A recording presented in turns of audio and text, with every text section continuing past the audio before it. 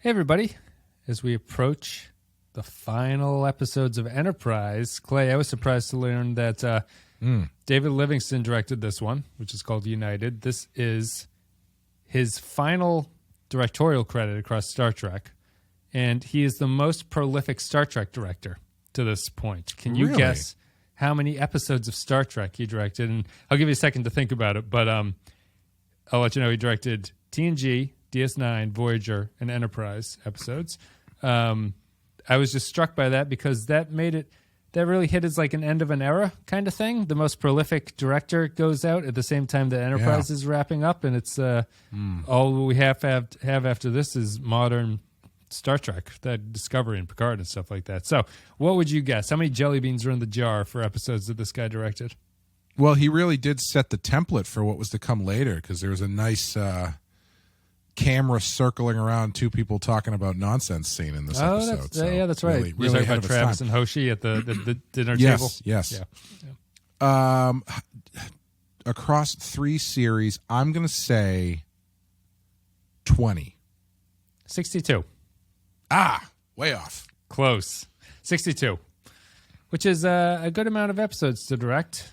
But that's it. I don't really have anything else to say about that. I was just, when I was reading the memory alpha for the episode, I was struck by that. It seemed like, that's kind of a sad statistic. It's not sad. It's a very interesting career statistic, but it's sad that it was also his final, and it also makes it obviously very clear that Enterprise is ending. So let's move a little bit closer. When you had mentioned this, I was trying to think up a riff on the old Dr. Livingston, I presume. Mm-hmm. The David Livingston, I presume. And then as I was thinking about it, I was like, that is a joke that is probably 75 years old. And I don't even know what the origin is. Nobody probably would get it if I said it. And I think I only know it because I think Bugs Bunny used to do it a lot on Looney Tunes. But so I would love to know the origin of that joke. I'm sure there's someone out there listening that knows it. So It's from a book, right? It's I think it's some literature. Robin Crusoe? Yeah. Is it something like that? Is that what it is? Yeah. Is it? Maybe I might be way off with that and embarrassing myself, but it's from some novel. Is that a joke people still make? I feel like it was everywhere when I was a kid watching comedy things that were made 20 years, 30 years before I was born.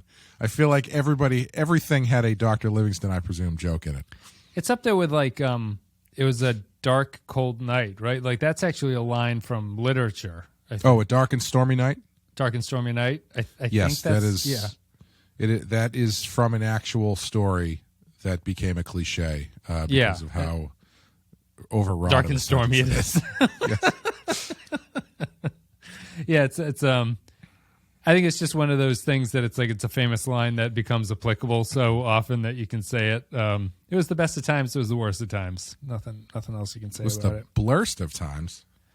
Or the because I think even the Royale makes fun of that. It was a dark, stormy night. I think that's how the book of the TNG Royale episode opens, and Picard goes, "Oh, oy vey." Anyway, let's talk about United and bring ourselves one step closer to the end of Enterprise. This is United. It's the 13th episode, lucky number 13 of Season 4. It came out on the 4th of February, 2005. It is 2 of 3 in the Romulan interference arc. Teleplay goes to Judith and Garfield Reeves-Stevens, their 3rd script of the season so far. Story by Manny Coto, directed by David Livingston, as I said before. In-universe date, November 15th, 2154. In this episode called United, Archer tries to unify the Andorians, Tellarites, humans, and Vulcans in a plan to capture a marauder ship threatening to destabilize the region. Well, we were pretty negative in the last episode. I think we both gave it a 3, but we were fairly negative on the episode overall. This struck me as a repeat of the Augment arc, where the second episode is way better than the first one, in my opinion, anyway. Would you agree with that? I would. I found it's tough because you gotta have stuff for people to do in these shows, right? And I felt like the stuff. I mean, maybe not. Yeah. This is the first time they've ever had to consider that, if that's the case. Yeah. Yeah. I mean, I guess the best stuff in this episode was people just talking in a room. So, but like the Trip and Reed stuff just really felt like old school Enterprise to me, where it was just sort of like business for the sake of business to kind of position some stuff. Like, because they weren't, there wasn't really anything, you weren't really learning anything new or getting anything really narratively satisfying out of that stuff. It was just danger. To be clear, and not to interrupt you, but I think this is very much an Enterprise episode. This is not transcending Enterprise, but I thought it was a good Enterprise episode. Yeah, I would agree. Because I think where the Trip and Reed stuff was kind of run of the mill for me, I really liked all the other stuff. I thought all the stuff with the Andorians and the Tellarites was really interesting.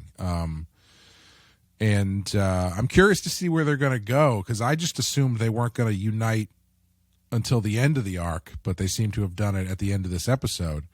So I'm curious to see what the Romulans have up their sleeves with their little Edgar Winter pilot they got there. We talked about it. I guess we were both half right and half wrong. You were like, do you think that guy under the mask is somebody that we know? And I said, no, we don't know them, but we know them in a weird way. Yeah, it's a weird splitting of hairs. The amount of times they were showing that guy, and like the fact that he was so central and had such a ridiculous helmet on, I was like, there's got to be something of significance under that helmet. And it was, imagine if one of the Daft Punk guys, imagine if both of the Daft Punk guys took their helmets off and it was Edgar and Johnny Winter. That would have been. Is that a career really redefining of a career? Right there? Talk about reinventing yourself. That Andorian is strange. I don't know if that's the helmet is doing something to him, or if he's a strange Andorian. You know what I mean? He looks odd, so I don't know what that is.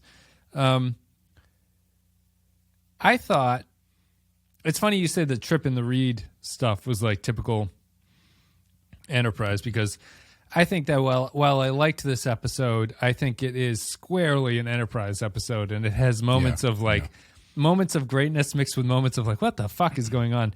My WTF moment in this is I really hate the Archer and Shran knife fight thing that they got going on. So I'm torn about this. That is clearly, I think that the Judith and Garfield Reeve Stevens are a decent writing squad on this show. They've written The Forge and they wrote Observer Effect so far, which I think are two solid entries in addition to this one. They're famous from the Badass podcast. They wrote a bunch of the Batman episodes from that. Mm-hmm. Which I never pointed out because I don't pay attention to that stuff. Well, we hadn't made it to season 4, so you didn't know who the hell they were at this point.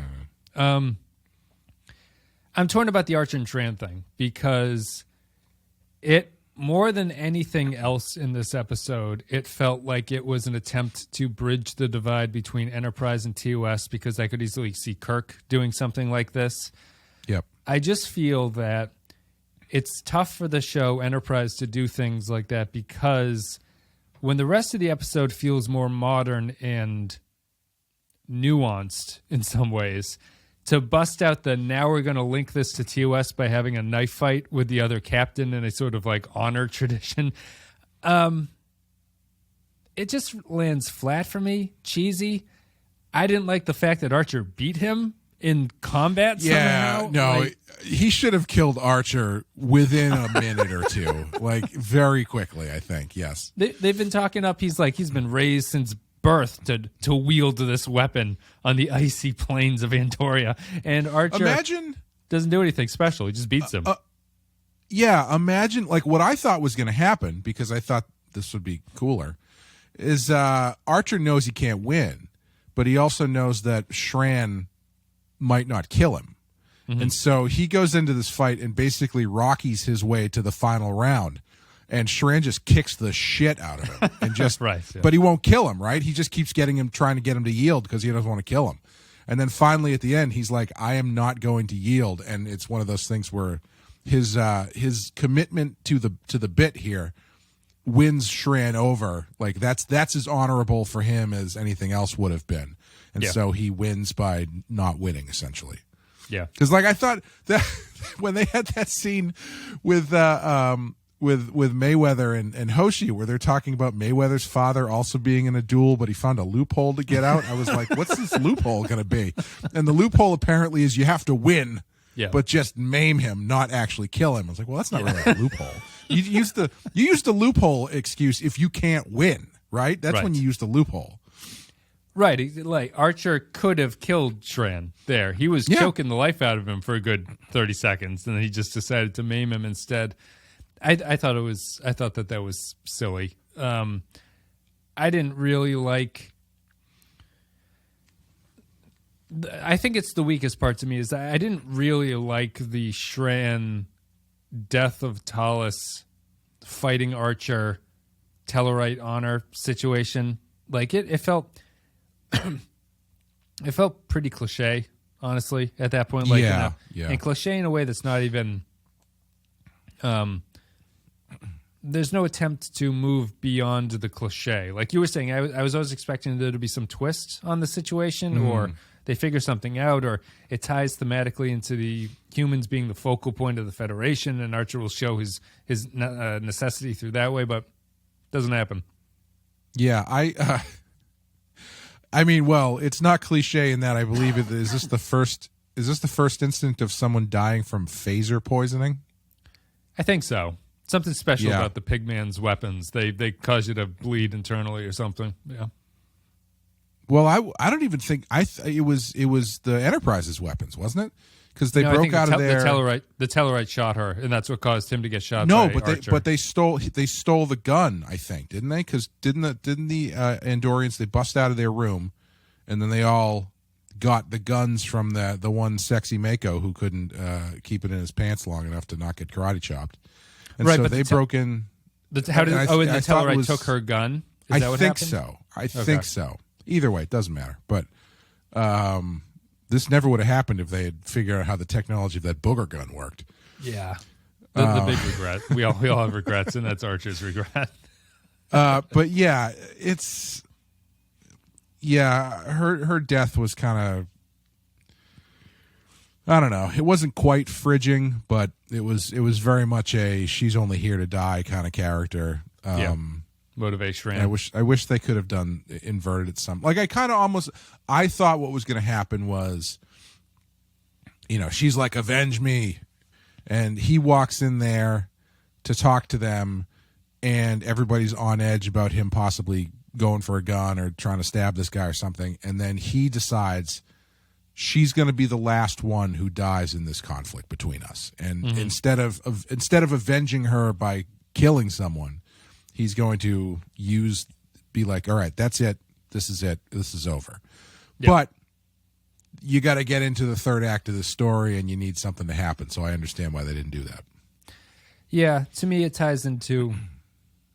Excuse me, I feel like I got something stuck in my throat. It ties more into the problem that we had in the first part, which was the Andorians are so vaguely drawn along with the Tellarites that just this generic honor duel thing is the best that you can draw from them as a character. Yeah. And it feels superfluous that they have like thousands of amendments to their honor code. It's not like it's a Ferengi thing where the various rules of acquisition. It's just like, yeah, the Andorians are something of an honor culture, and they're also extremely technical. Like they have a lot of contractual agreements about this stuff. Just felt. I thought Combs did well, but it felt plainly obvious what it was there to function as, and it wasn't surprising, and it wasn't interesting, and I don't care about Talos, and Archer beating him just seems fucking ridiculous in the grand scheme of things. I don't know. I thought that was just the weakest part of the episode by far. Yeah, I would agree. Did Shran make up all that stuff about bringing the blood back to the ice planet just so he could do that gimmick where he dumped it on the guy's hands? I think so. He didn't get to say you've got blood on your hands, though. I guess the metaphor I know he's like strong enough. Archer blew his punchline for him. Stepped all over the cue. So would you? You know how long I had to work on that before I figured out a cool way to get in there and dump his blood. I had the line ready and everything, and you ruined it, Pinkskin. There'll never be a Federation anymore. I told my other people on my ship what I was going to do, and they said, "Oh, that's so cool. Definitely do that." And you ruined it, and now I have to kill this guy because I couldn't pull off my prank, and now I look like a fool in front of the rest of my crew. What'd you think is the best part of this episode? You didn't seem to be crazy about you. I guess it must be the building of the Federation here. There's like the Sham 69 song, if the Federation is united, they'll never be divided, or something like that. But is that your favorite aspect of this? Because you didn't seem to like the Trip and Reed stuff. Well, maybe we'll talk about Trip and Reed first. Mm-hmm. I kind of liked Trip and Reed. Yeah, it's not that I didn't like it. It's just that it was stock. It was nothing new from the show, Yeah, It's another one of those Enterprise scenes where it's the two characters for the only reason that there were two is that they can talk to each other. They don't actually learn anything. There's nothing dynamic going on between the two of them. What I thought was more successful in those sequences was after we'd been bad-mouthing and shit-talking the Romulans in the previous episode, I think this might be my favorite portrayal of the Romulans of all time. Yeah. This sequence, I think, is fascinating. They bring in the Remans, who are just bodyguards. You just make kind of like oh, I know those. It's the Leo pointing at the screen thing. It's like, hey, it's those guys. But I thought that they cast them well. I thought that their way of being was well defined and clear. I thought that they acted as Romulans appropriately. My favorite moment was when the head honcho, who comes in every once in a while, comes in and he says, like, I'm here now. And he's like, how did you know that this happened? He's like, I have my sources. And clearly someone in the command did the very Romulan thing of like spying on the boss that he's working for the big boss. Yeah. I thought that was kind of nice. Those were like nice little beats about how the Romulans operate and things like that. I was surprised because of how stupid they were in the first episode. I thought they made great strides here to actually turn them into a villain that I thought played a nice cat and mouse game with Reed and Trip too during the entire episode. Yeah, I think the back and forth there was good, and it was when they got them on the intercom and they kind of gave them, they split them up and started dousing Trip with radiation to get Reed to turn the lights in the kitchen back on. That stuff was good. I liked Reed's getting around it. I also even liked at the end when Brian Thompson was like, how long is this going to take to fix? He's like, it's going to take like 4 days. All right, well, tell me when it's fixed enough that we can blow it up. I like that. I would agree. I like the Romulans in this. I had a quick, do the Vulcans not know what the Romulans look like either at this point? No. Nobody knows? No. Huh. That's interesting. It's a big surprise. It's a surprise to even Spock in Balance of Terror when he sees them for the first time. He can't explain it. He can't explain why they look the way that they do. Yeah, so I don't know how the logistics of that work. Yeah. Yeah, well, I was thinking that's an interesting concept when you get into space travel, because, like, I guess there is no reason why you would know what some species look like, because you see their ship go by, it's like, oh, we know that's a Romulan ship, and so, well, we've never talked to them, we've never stopped and chatted with them or anything, so we don't know what they look like. It's only strange here because just the way that the show works, you're basically all ships are chatty and all ships talk to each other. So the Romulans really stick out as a strange case antisocial example. Yeah, as antisocial and a strange case study for this kind of stuff because they have an empire, but no one has ever seen them or talked to them somehow. Yeah, it's interesting. I do think it is, as we kind of talked about last time, you are painted into a bit of a corner with this show because they can't see them ever. It's always sad when I realize it while watching that. I'm always like, oh, they're never going to be able to talk to these guys. So it's always a little bit of an energy drain. The one thing that I noticed is that they've never said that. Like, at no point, like, they talk about the Romulans, but I don't think at any point they've ever been like, I don't know, what do these guys even look like? They've never done that. Yeah. And I like that they haven't drawn attention to that because I think it's the kind of thing that unless you know that fact that nobody knows what the Romulans look like at this point in history, I don't think you'd even think about it, because you see the Romulans, so you understand it. Like, you understand what the Romulans look like, and I think it's subtle enough of a thing that in this show, you wouldn't even think twice about the fact that, oh, they were never on a view screen and no one ever like talked to them face to face or anything like that. So I think it's a detail that's nice for people who know, but not necessary to understand the story. That's interesting. If I had not thought about this until you said that, but this feels to me a lot like.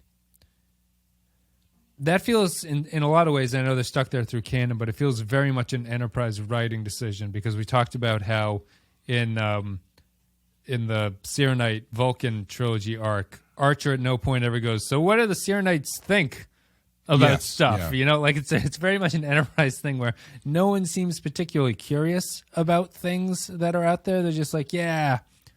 Because now that I am a little bit struck now that for how much they've talked about the Romulans, no character's ever been like, I wonder what they look like. Do you think they're humanoid? Right. Like, do you think that they, like, what's their deal? Why are they so secretive and stuff like that? I think the show knows that they can't do that, but it does shine a light on the prequel nature of it, where the writers are not going to waste time talking about stuff that they cannot answer for this crew. Right, so why bother talking about it? Well, I think you also get into it kind of amazes me that they had the restraint in this instance, because like I feel like the other way you handle that is you do have somebody say what you just said, where it's like, what do you think they look like? Do you think they've got tentacles? Do you think they've got fish heads on top of Mick Fleetwood bodies under there? Mm-hmm. And then if they had done that, we would have been like, ugh, they had to make the connection that they don't know what they look like because it's blah blah blah. So I think it would have been kind of groan worthy if they had tried to do it. So I actually prefer that they didn't. It definitely would have ended if it had gone that Trip would have looked at DePaul and goes, maybe they got pointy ears. You know, exactly. Yes. But I'm glad that they didn't, but it also is interesting when you think about it that nobody even bothers to ask. Like they don't look at Archer doesn't look at Shran or Tellarite number 1 over there, who have been around the space much more than he has, and go like, hey, what's the deal with the Romulans? Right. Who are these people? That's the big thing. Yeah. And the other two go, I don't know. We've never seen them before. They just keep showing up and smashing our mailboxes and driving away. I think that's the problem with it, really, on like a larger level, is that the Romulans are a known commodity. People know the Romulans, but no one knows the Romulans. So there's somehow this galactic force that is capable of interfering, and everyone knows their name. Like, no one's like, I've never heard of the Romulans before. What the hell are the Romulans? They know them, but it doesn't have that moment, as you say, where they all are sitting around the table and realize one by one that no one has seen them. Like, you haven't seen them either? Like, has anyone seen a Romulan in the flesh? No, not really. Honestly, the way that the episode's going, you wouldn't be that unwise to start assuming that there's some sort of artificial intelligence that just are like drone machines that fly around, you know? Yeah. I liked them, though. I thought that without adding a traditional or a tremendous amount of information to the Romulans, I thought this episode actually fleshed them out. Although, are you disappointed if it is true that if you take Archer's word at face value, that the reason they're doing this is just to destabilize relationships between the species of the Alpha Quadrant? We talked about it last episode, and you said you didn't want that to be the case. Yeah, I kind of, at least they kind of determined that, but yeah, I wish they had a little bit more of an interesting reason to do it than just that. At the same time, you know, they are testing a new weapon, kind of. So I kind of like, it's not. I guess it's not that hard for me to get behind as a reason, but I wish that they had a more concrete idea of why they're using the Romulans. When I say they, I mean the writers. Why the writers are using the Romulans in this instance to be this destabilizing roadblock in the way of the Federation. Yeah. The eventual Federation. Yeah. I mean, I think it works in like a realistic sense of why they would be doing that. It's another case of once you accept that and I start thinking about it, it to me it feels like another case of prequelitis where you have that you're stuck in this situation because you know down the road the Romulans are going to not want this to be the case, that there is a Federation, a joint effort that will depose them. But they're making a tremendous amount of assumption based on like one shitty meeting that these species have had between each other, thinking that this is actually going to amount to something. They are putting the amount of effort into this that like the Xindi were putting into because they got a message from the future saying a premonition. Like if Brian Thompson had turned around and been like, the reason we must do this is because Tom Hardy appeared to me in a dream and told me that the Romulan Empire will be destroyed if we don't stop the Federation from forming. And it's like, oh, okay. That's actually true for the Romulans at this point. They didn't know it here, but there would be Romulus is going to be destroyed at some point. Maybe not because of the Federation, but Spock didn't do enough. But like the kind of stuff they're doing here does kind of feel like there's a reason behind it. But at the same time, I kind of don't necessarily mind that they're just sort of fucking around testing weapons. I don't know. Yeah, it is strange. I mean, I did say that I really liked this episode, and I think I did. I was really taken out of it by the Archer knife fight, but I liked it outside of that stuff. I thought that it was a fleshing out of everything we complained about in the first episode of this arc, where it felt like things were sort of building towards a goal. I like the fact that they all learned to work together against the Romulans in that sense. It's another episode of being very enterprisey to me, which is really hard for the show to avoid at this point, and it's kind of baked into its DNA. It's just one of those things where I watch it and it feels small to me. It's like it's one of those things like reading about this, like the humans, the Tellarites, the Andorians, and the Vulcans all work together. And I read this on like a Wikipedia or a Memory Alpha thing, right? Like before any of the shows, this is how the Federation was born. And in my mind's eye, there's this whole complicated thing that's going on. You know, there's like a lot of politics, and there's a lot of different interactions, and the races are doing these strange things. And if the Romulans are involved, it's this whole clusterfuck. But when you condense it to an Enterprise episode, it's like the bad guys are trying to screw us. It's like, let's work together to stop them. And it's like, this is how the greatest Federation in space was ever created. It seems so small and so insignificant. Yeah, I mean, to be fair, they don't walk away at the end of this episode with like signed documents deciding to become a Federation. No, it's a stepping stone. Yeah, and I'm sure the next episode will involve the Vulcans getting into the mix, which gets you closer to there. But yeah, what you're talking about, excuse me, could be a whole season of TV. Yeah. Like it would have been, if the first season of Discovery had been about the forming of the Federation and like the messy politics involved, that would have been awesome. I would have loved that. Would have been very in vogue with the Game of Thrones of it all. Yeah. But yeah, when you simplify it down to one conflict in a 40, or I guess at this point, I guess it would be a hour and a half or two and a half hour episode of television, 3 hours, I guess, depending on commercials. It does make it feel kind of small, but I don't know how much of that is. At the time, do you think it feels small, or does it feel small because we have so removed from it and do have such a larger franchise height point of view on thing? I think it would still feel small. It's like like I was thinking about it in comparison to DS9, right? Which is that when DS9 did things, even if it wasn't invoking a lot of different characters because of production constraints, there was through dialogue this sense that there was like a larger world outside of the scenes you were seeing. Like characters would come in and it's like Gowron has decided to do this and the Klingon ships are going to go off and do that.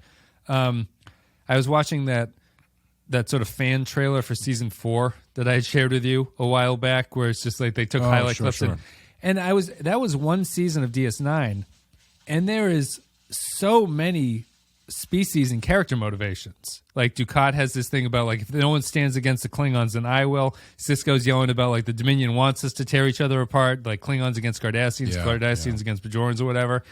And Wei Yun talking about like the Federation is going to crumble into dust. I feel like there was a level of,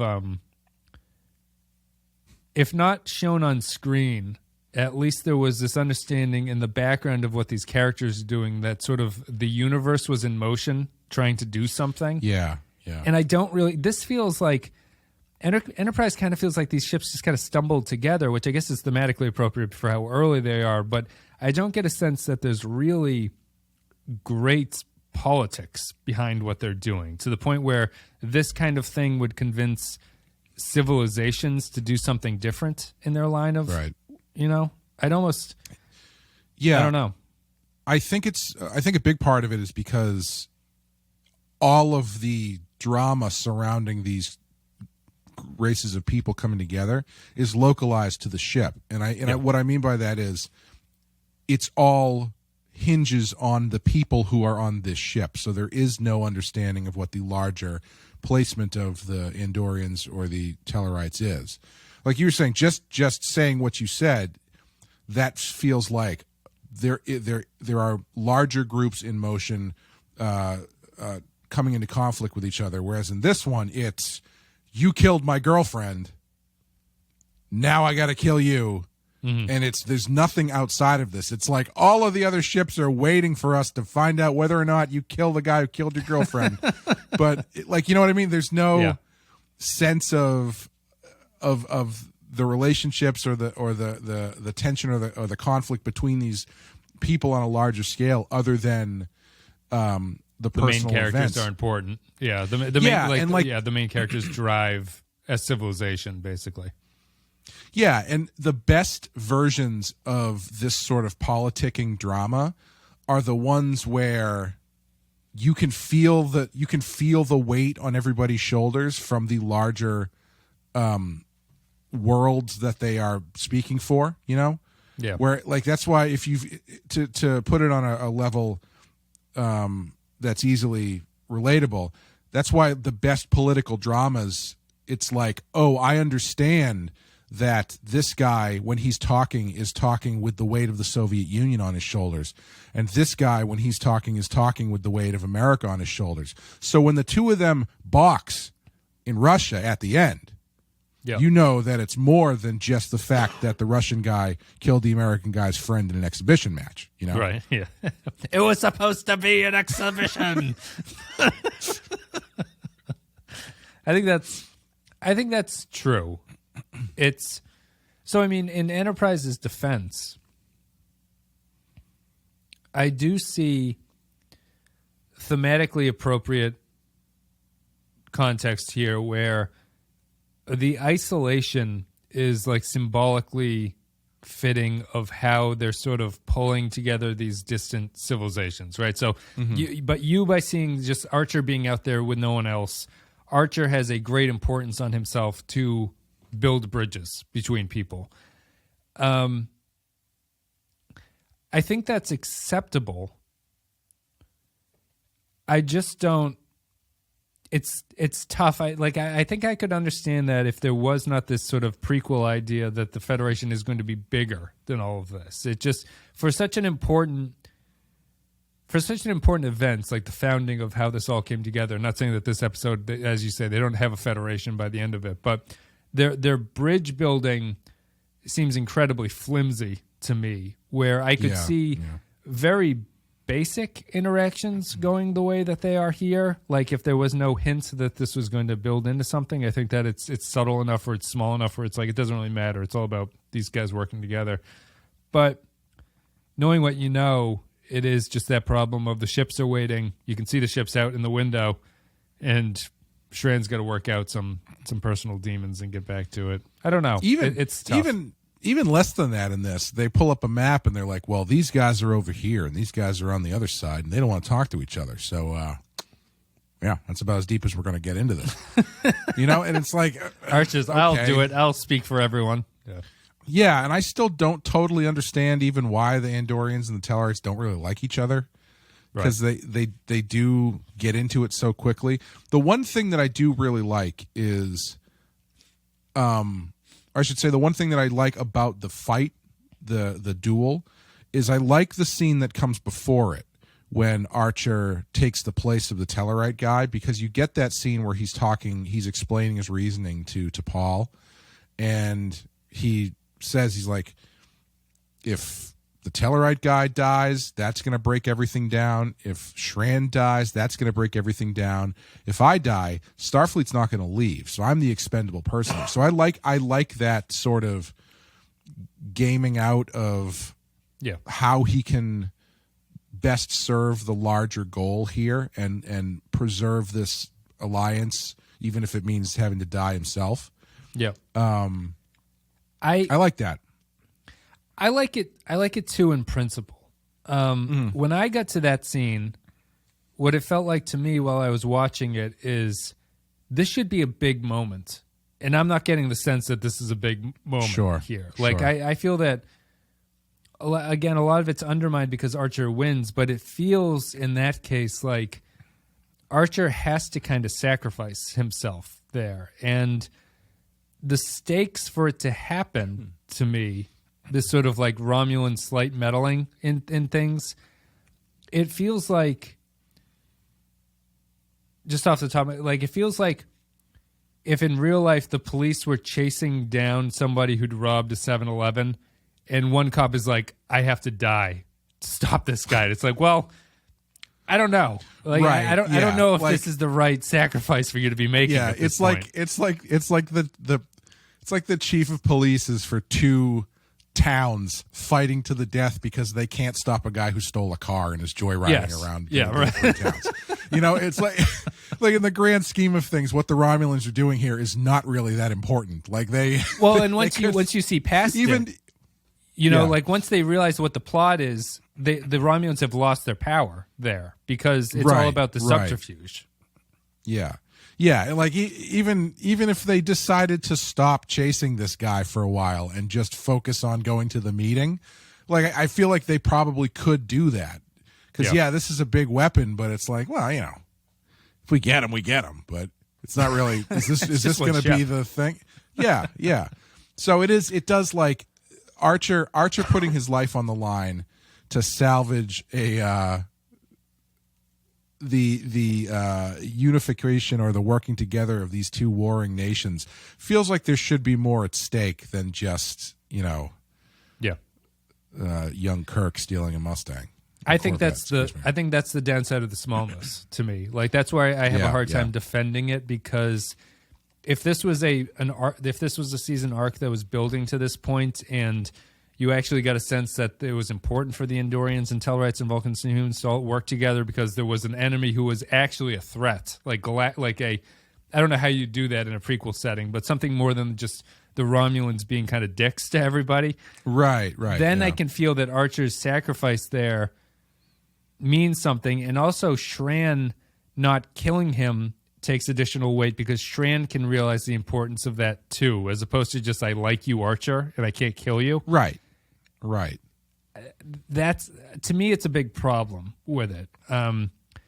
It's probably not fair to always compare it to DS9, but I just think that DS9 never stood on episodic moments like that. It was the culmination of a lot of episodes that got you to something like Waltz, where Dukat goes crazy and explains what he actually thinks about things.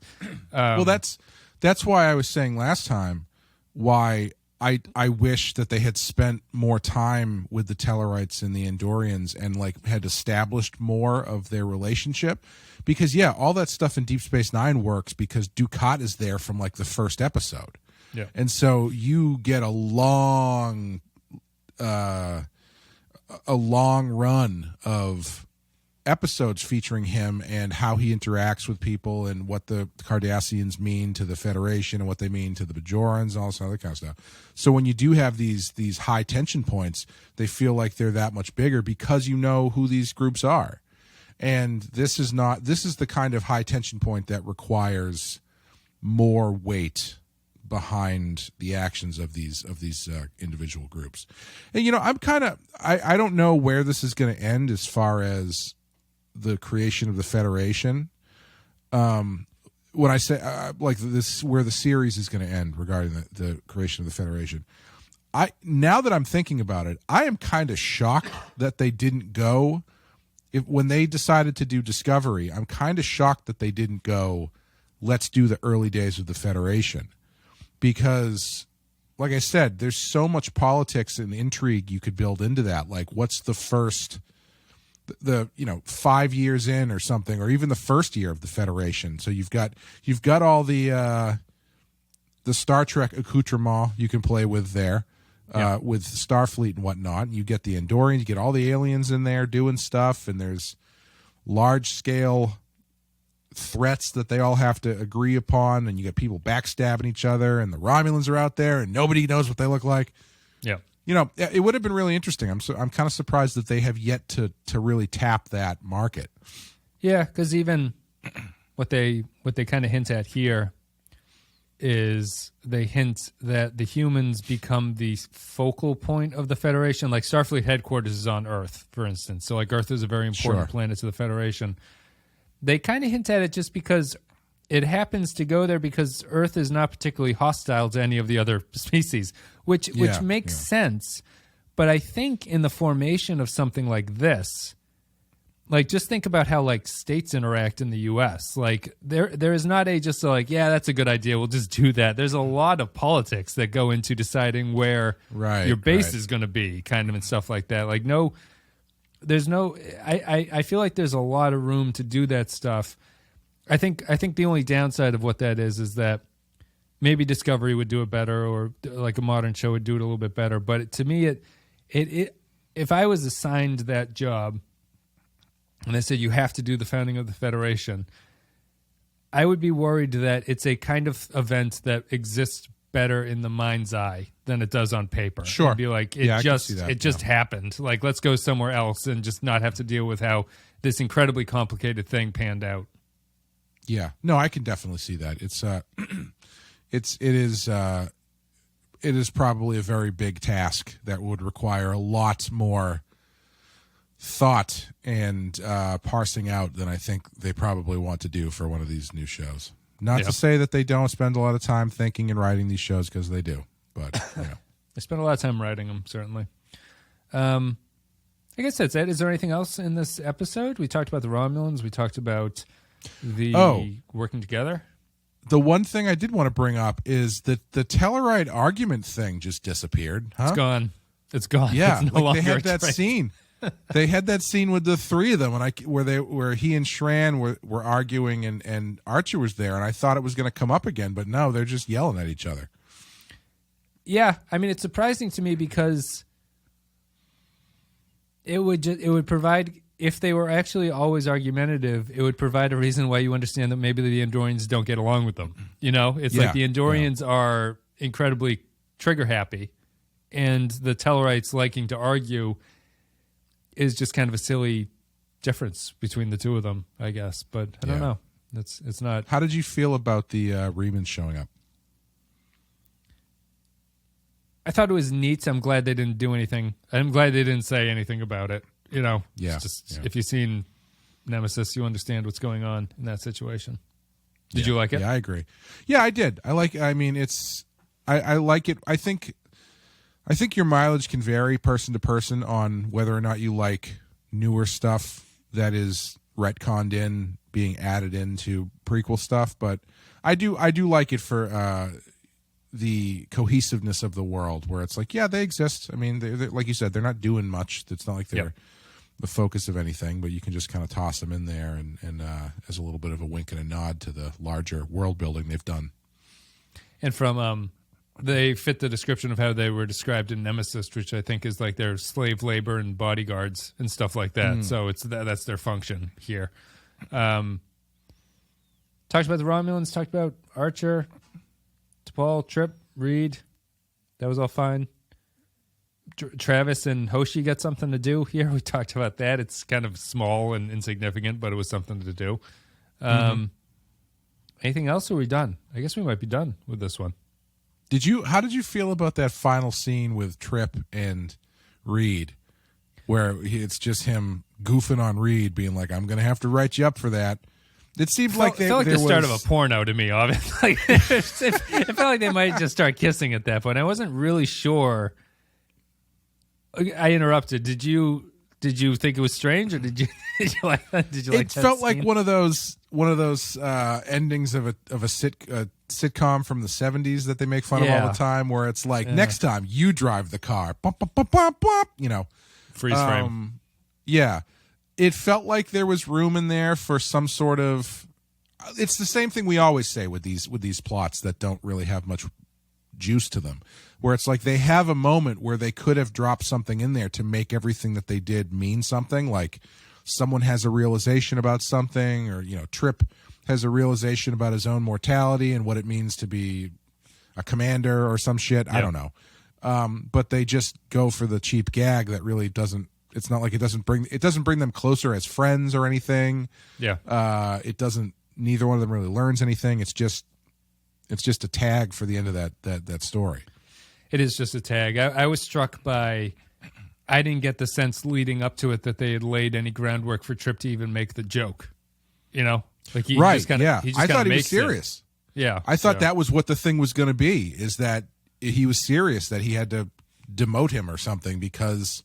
He took it that seriously. I mean, I don't know if I agree with that decision, but I thought he was being serious. But it's like, nope, just goofing on you, you dumb idiot. Because it doesn't thematically tie into anything else, right? Where there's a character who does the right thing but gets punished for it. Like you can almost they don't do it here, but you could somehow tie that into the duel. I think Archer could do the right thing and get hurt for it, or the other way around, and I think that would make sense. But here, I agree. It's just kind of contextless stuff. Honestly, the main reason I thought that scene existed was because those suits they wear are apparently notorious for how much the actors hated them, and 50% of the dialogue of that scene is like, I wish I could find the guy who designed this suit and kick his ass. It's like, I think they're just getting it all out in the final season. It did feel like after Reed expressed his discomfort wearing the suit that Trip was going to be like, well, when you're with me, you'll never have to wear that suit again. Commander, what are you talking about? I expect some... Meet me in the pineapple hold in 10 minutes, Reed. Exactly. Leave the helmet. A Last Samurai-esque thing where Trip suits up Malcolm in the next episode as he's donning his armor onto him and something like that. I think that's the best way forward. All right, that's it. Thank you very much, everybody, for listening to our coverage of United. If you enjoyed the show today, you can go to patreon.com/thepensky-file. Support the show there. A couple dollars a month gets you extra stuff. We have extra podcasts. We have polls to decide what we talk about. There's access to the Captain Tier Discord level or channel on the Discord. All good stuff. And as always, our Captain Tier supporters get a special thank you. Special thanks to Samuel Custer, Tark Latif, Joint Mango, Andrew Sherlock, Cal Barrett, Mike Burnett, Matthew Ross, Christian Pouch, Brendan Howells, Matt Cutler, Michael Pond, Nick Sergi, Grim Santo, Sean, Bradley Killens, Wayne Hackett, Vault 13 Hero, Darth Moss, Kevin Reyes, Jordan Cooper, Russell Oge, Stephen Minton, HH28, Derek Zajac, Paul Roscoe, Jacob123, Nick the Rat, Poindexter G, Patrick Seba, Dave Davies, Johnny Franceschi, Captain Brazen, Eric Sanchuan, Jakey's Gamer, Kevin Lowry, William Scheisler, Rayhan Jaffer, Soylent Blue, Zane Majors, Olivia Pardue, Dizbrada, Retail, Edmark Star, Tom Hickey, Grapple John Zahn, Jose Hunter, ZWNF Remixes, Captain McMunchausen, James McLennan, Beal, Jonas, my voice is about to fail, Tommy Tango, Tuvix Must Die, Chris McLaughlin, and Chase Jackson. Thank you very much, everybody, for supporting the show. And now we'll go to patron thoughts. There's a few of them. 7, I think. If you're a patron at the $5 and up level, you can leave your thoughts on upcoming episodes on the Patreon site, and we'll read them. Kyle Barrett says, United, I love this episode, and it's probably my favorite of the series. The Romulans' attempt to sabotage peace talks becomes the catalyst for the building blocks of the Federation. And it's great. Let me move this over here. It's great seeing Archer navigate how much humanity he can expect of his new alien allies and when he has to respect their traditions. Classic Trek and humanity are finally earning their place among the stars. Hoshi taking on a new role as a cultural expert rather than just having a talented tongue is a great development. And even Mayweather uses his boomer knowledge. The only issue is there's no way Archer should have won the knife fight. Shran could have been holding a dildo made of American cheese and still won. 5 Riemann cameos out of 5. Favorite of the series. Royo says, United. Unlike in TNG, this trilogy allows the Romulans to interact with each other, actually providing world building for the Romulan Star Empire instead of leaving them as a giant mystery box. And it was interesting to see a preview of the Proto-Federation fleet before Starfleet standardized ship design. That's a good point. While TOS had mentioned things like Vulcan ships back during the Space Amoeba incident, they never had the budget to show how the ships on screen. Unfortunately, where this episode falters is in the writing. All throughout the show, Archer has lost many, many physical fights due to having grown up playing with models instead of training for combat. Archer pulls a Rey Skywalker and ends up beating an Imperial Guardsman in a duel despite having no sword training prior and despite every indication that this is a battle he cannot win. Functionally, this is a gigantic plot hole. Archer only wins because he's the main character despite being a piñata amongst Star Trek captains, and I loathe that trope. 3.5 out of 5. Yeah, it goes back to what I said. I think there was a better way they could have worked or gotten through that without him just straight up beating Shran. Yeah. They could have done the thing from Star Trek 6 where he kicks him in the leg, but his leg is where his balls are. I mean, I was expecting bigger things just because Travis and Hoshi spent that whole dinner talking about how they were going to find a loophole to it. Yeah. Yeah, it's a strange. I mean, I understand it why they did it the way they did, I guess, but I think there was it's tough because remember when we were doing The Prisoner? Yep. We had the runner of the gratuitous ass beating because every episode without fail there was like a 2-minute scene where Six would get into a punch fight with somebody, regardless of it's the most cerebral science fiction show on television, but it still has people punching each other every episode. And I do wonder how much of it is that still happening, where it's like it's an action show, we got to make sure people fight each other. But you would think that at this point in the Star Trek franchise, you're not a slave to that. I mean, I think they did it. Maybe not every episode of Star Trek, but a lot of them had punching in it. But I don't know. I think there is a more clever way to get out of that problem, and unfortunately, they didn't do it. Yeah, agreed. Matt Ross says, continuing where the story left off, and Travis again is doing stuff between making the sensor net off screen, but actually talking. Finally, Combs' Shran continues to eat the scenery, and even in the ridiculous combat scene. The idea that humans are the glue of the Federation and why Starfleet is eventually the peacekeeping force is set up and places Enterprise more aligned with TOS and other Trek. Also, finally, and this is arguably the best arc out of all 4 seasons. One interesting effect is that the Romulan drone does not operate on a 2-dimensional plane and zips. We didn't talk about how it moves so erratically. I can't hit it because it moves like a grasshopper jumping around. Interesting effect is that the Romulan drone does not operate on a 2-dimensional plane and zips around. It's cool to look at, as was the Riemann bodyguards as a callback to the horror movie Nemesis. The RTFM moment of Reed to Trip on the phase pistol always makes me laugh. Why wouldn't the engineer read everything about the weapon? The idea that the conspiracy-minded Romulans are the issue that would lead to the mentioned but not seen Romulan war stirs the imagination in a good way. 4 allies out of 5. I also thought that scene was funny because the two of them he's unscrewing that panel and he's like, careful, Commander, they're probably listening to what we're saying. So I plugged my phaser into the wall and it's going to explode. It's like, oh, what could that possibly mean? Is it code? What's this code that they're speaking in? Don't understand. Why are they going down that tunnel? There's nothing down there. We'll figure it out when they get there.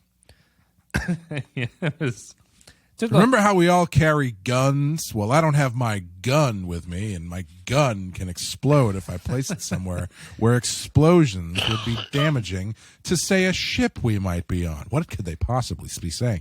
I'm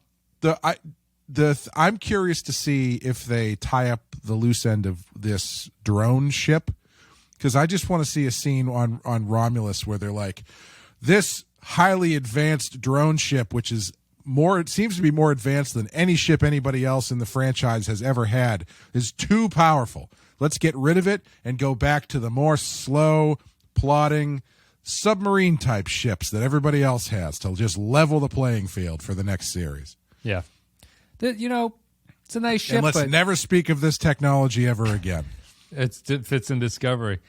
It's a nice ship, but my stomach gets a little upset when we spin around like this. Is there any way we can just go back to the normal slow ships? Yep, I guess so.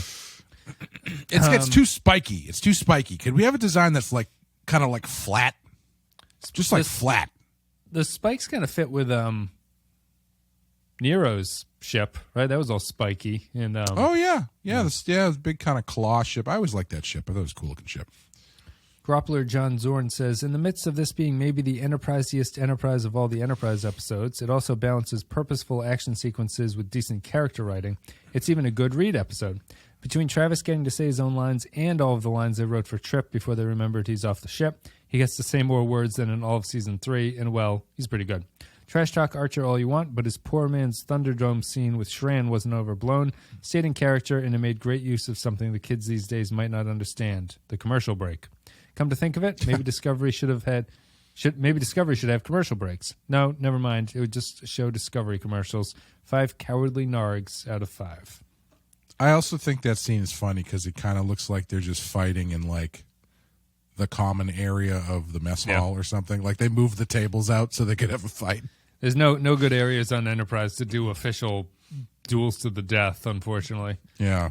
Yeah. Brandon Howell says, United, the best of the trilogy and the best arc in Enterprise, in my humble opinion. I enjoy everything about this episode, except Archer telling the Andorians and Tellarites to behave like humans. I could not stifle my laugh. I really feel for Shran when Talos dies, and the duel between Shran and Archer is fun, but silly. Travis has more dialogue than I heard from him since Observer Effect.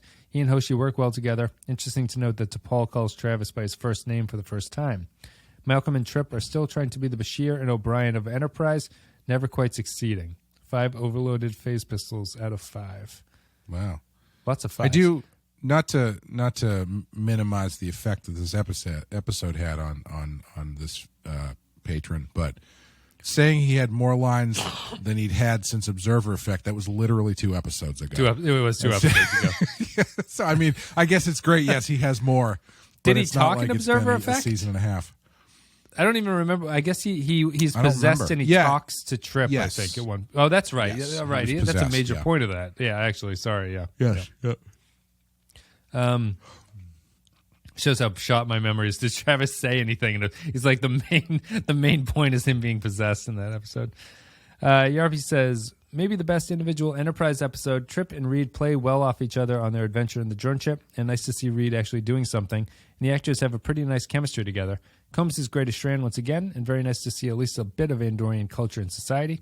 Not sure if I buy Brian Thompson as a scheming Romulan, but it's still nice to see him. He could be fit to play. He would fit to play a Klingon more. They almost stretched the episode too thin by having quite a bit to do, but he manages to keep it together, and they even managed to get Travis involved. 5 vials of blue blood out of 5. Wow. Best individual episode of Enterprise, huh? He's not the first one to say that either. It's been a thread. Kyle said it at the top, I think. I wanted to go back to Brandon's point. Are they the Bashir and O'Brien of Enterprise? I guess they'd have to be, right? I hesitate to give them that title only because I don't think they spend that much time together. Yeah. Like over the course of the series, they don't choose to hang out with each other. They're on missions together occasionally. Well, they did go cruising on Ryza together. That's true. Yeah, they did. So that. I guess they are the Bashir and O'Brien in that when they need 2 crew members to send on a couple of guys just going on a mission, it's usually the 2 of them, I guess. Yes, I don't think they're good foils to each other. Really. Yeah. I was going to say I don't think of them as like pals or anything. You know, No. because when you think of Bashir and O'Brien, those guys, like their storyline was they are very good friends. Yes. And Yeah. that's like it's a very big earnest part of their story. Yeah. Yeah. Whereas I never get the sense that Reed and Trip like hang out outside of missions. Yeah. Yeah. You know, Agreed. It's a long way to go. Is that it? Why does it say 6 of 7? United States is in the bottom of the Patreon thing. That makes sense. We're done. Patrons, thank you very much for leaving your thoughts. Clay, I think the average there was like a 5.7, Yeah, 4.75 or something. Seriously high. I'm not going to prejudge you. You didn't give me the impression you loved this episode to give it a 5. You didn't give me the impression you thought this was a 4 either. Am I wrong, or where are you going to end up? No, I don't think you're wrong. I don't know. I have a tough time giving it. I mean, I don't know if I would give it a 4. I'd probably like a really high 3, maybe. Sure. Yeah, it didn't. Like I get it. I don't know if I get quite all of the high end praise of it, but I would say it is definitely a higher end capital E Enterprise episode. Yeah. So with that in mind, I'll give it a low 4. Sure. Shouldn't give up on your principles. I'm going to give it a 3. I think it's a high 3. It's interesting. I think it's a very competent Enterprise episode. Is how it's like. That was my takeaway from it. I think that it's good. It shows sort of the weirdness of like what a 3 means, like where a 3 can be like, yeah, Jesus, so that was just a 3. This is a 3 on the other end of what the 3 spectrum can be, where it's like that was good, but I'm not impressed by that. But that was pretty solid right there. I thought everything worked together. That was nice. That's it for me. It's just a where I really felt like Observer Effect or something like that feels like it's a unique spin on what Enterprise can do. This felt very much like this is what Enterprise has been doing for 4 seasons, and here it is. Yeah, like I don't know if you said give me a list of episodes I have to see. I don't know if this would be high on my list of I don't know. No, I wouldn't. Honestly, it's only Observer Effect so far this season that I'd be like, this is an episode worth someone watching if you're curating or something. All right, well, we disagree with the patrons. We'll have to see how the next episode goes, because I am completely unsure of where they go after this, because it feels like it's over. I was very surprised. I thought maybe we had been not realized it was only a 2-parter. I didn't, because by the end it seems like it's over. Right, up until the reveal of the Andorian pilot, and you're like, it's a reveal that's interesting, but it's not like I go, oh my God, they've been hinting at that since the start of this trilogy. It's like, okay, I guess he's an Andorian. That's fine. We'll see where that goes. Yeah, I don't really know. Like, what's the implication there? Because it's like Andorians are working with the Romulans, I guess. Yeah, I guess it would have to be something like that, where the Andorians have a back channel deal with the Romulans or something. Because it's not like I was getting strong drugged vibes from that guy, though. Like, he didn't seem a willing participant in what was going on. It seemed like he was, Like, what? Let's say he's drugged and he's been kidnapped or whatever. What do the Andorians? What skill or knowledge do the Andorians have that makes them good pilots, qualified to be the drugged up Daft Punk pilot of this ship? Don't know. You know, unless this is like the son of King Andor or something. Yeah, and I mean, to continue it, there's no reason they're not going to chase the Romulan ship, right? They've given up on it. They're just like, it's gone now. I don't know. I don't know where they go. There is a third part to this. Unrelated to this, first time I think I realized or knew that Andoria was an ice planet. Mm-hmm. Didn't know that. That's why they're blue with white hair. I didn't want to assume. You know, it is blue face and white hair is the universal fictional Ice. character language for ice related, but I didn't want to assume that was the case. Yeah, I wonder when I think they've mentioned that before, but I wouldn't have remembered it. They really lay it on thick here. It was like, I will pour the blood on the ice of Andoria and it will freeze. And because I got you like the cold. You think there was that runner early on where they're like, the Vulcans are like, humans stink. We have a strong sense of smell, and you guys stink. You smell real bad. The Andorians are never asking for the temperature to be lowered or anything like that. Yeah. They don't even wear like furry outfits. You know, they don't have like seal hides or anything like that strapped to them. Well, I guess they wouldn't need to if they're used to the cold and they're just on starships the whole time. Sure. Even on the Enterprise, though, do you think the Enterprise is? Because wasn't it last episode they were complaining about the temperature? Know. What's their nest sent to? Yeah, you have to check it from your phone. Was it the Tellarites last episode who said it was too cold? I think they had something about that during the meeting. Yeah, maybe. Even there, you think you'd be surprised. You'd be like, maybe the Andorians and Tellarites can't even agree on what temperature to keep the room when they're having a discussion. Yeah, it doesn't work that way. I mean, it makes sense now that the Andorians and the Vulcans don't like each other. One of them's really cold, the other one's really hot. Yeah. Yeah, come together and just get lukewarm. Appropriate. Yeah. Is that? I wonder if that's intentional. I wonder if the Andorians were known to be from the cold in TOS and they had to stick with it because it is a sort of a weird inversion where you think that the Andorians would be fiery and the Vulcans would be ice cold. But it's the opposite, unfortunately. All right, we're done. Patreon.com/The Pensky File if you want to support the show. It's the best way to do it. Patreon.com/The Pensky File.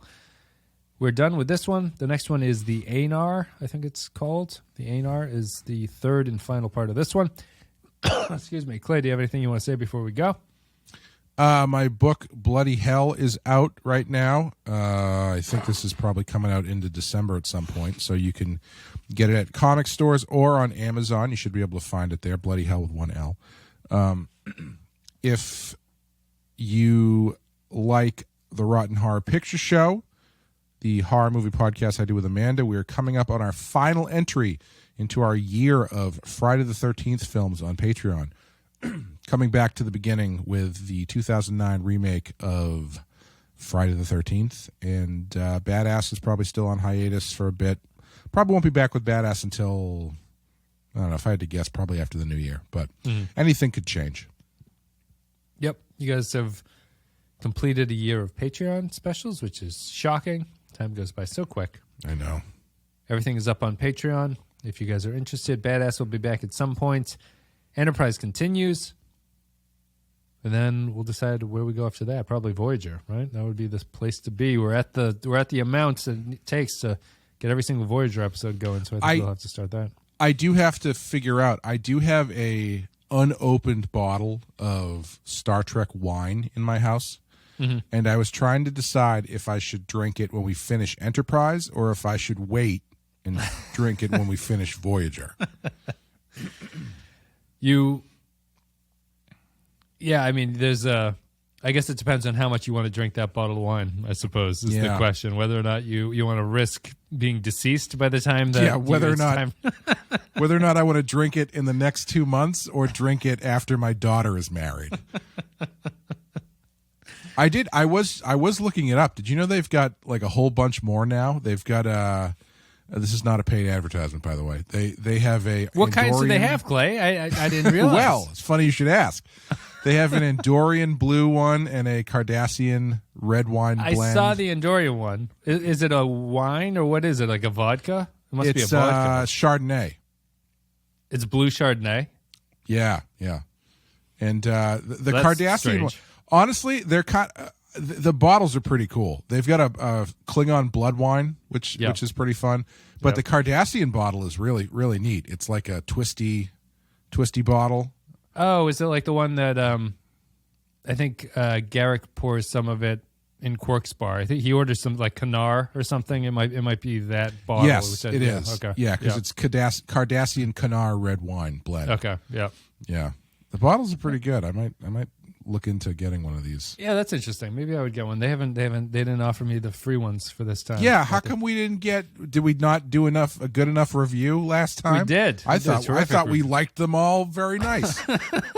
They were all above average. They were good. They were much better than I was expecting. So. Yeah, we said multiple times, this is much better than I ever expected a branded wine to be. How could you not love that write-up? Thanks very much for the free bottles of wine. Everyone should go out and buy some Star Trek wine. Buy the Canar bottle. Buy the Andorian. I'm not crazy about blue Chardonnay. That is strange. I would have just made some. You got to wonder or something. Are they? Did they go Cardassian because you don't want to mislabel it as Romulan ale if it's a wine because they don't make beer? Oh, that's true. It's Andorian ale, right? I think that's what they call it. It says, it says Andorian Blue Premium Chardonnay. Oh, okay. What do they call it? I think they call it Andorian ale and Trek. Is it Romulan ale? Andorian? I don't know. Anyway, those is called Blue Chardonnay, which is too bad. Is it actually blue? It's blue colored. It must be, right? Yeah, they it is. Dyed it yeah. somehow? Okay. Yep. And it's also, they also have another Starfleet Special Reserve Sauvignon Blanc. Yeah. Cool.